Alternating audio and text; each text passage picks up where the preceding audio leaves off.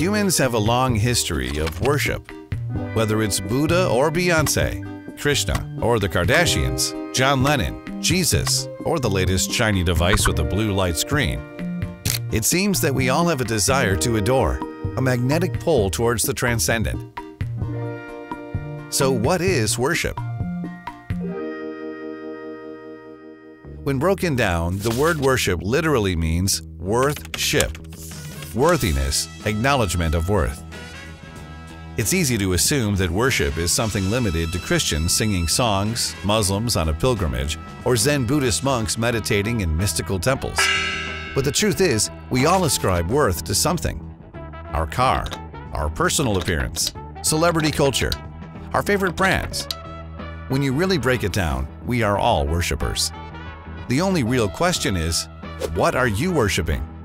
And is it really worth your worth-ship? Historically, people would worship the king of the land. If they were a good king, they were worthy of worship because they provided protection, governance, and life and prosperity to the people of their kingdom. People ascribed worth to the king's authority because they trusted the goodness of the king and were thankful for the peace and well-being that was provided living under his rule. In this sense, the opposite of worship could be described as mutiny. Mutiny, by definition, is an open rebellion against the proper authorities, a revolution, an uprising, a resistance. What we're really talking about here is that worship and mutiny aren't merely actions, but are actually positions of the heart. Worship is a heart of gratitude that gives worth. Mutiny is a heart of rebellion that withholds worth. This leads us to the core of what it means for us to worship.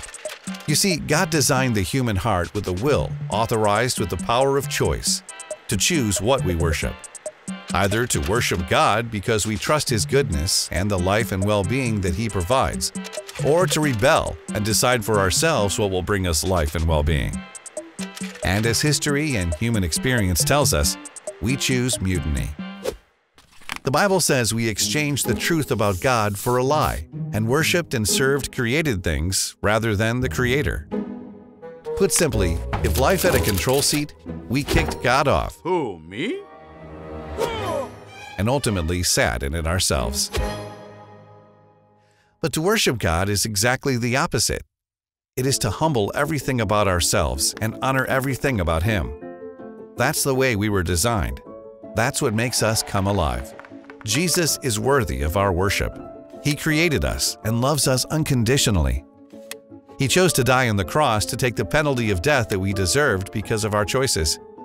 He came alive again, and with Him in the control seat of our life, we experienced the best life we were designed to live. It's worth weighing up what you worship and whether it's giving you life or stealing your life. You don't have to worship Jesus. He's like a gentleman, and so He'll never force you to. That choice is yours.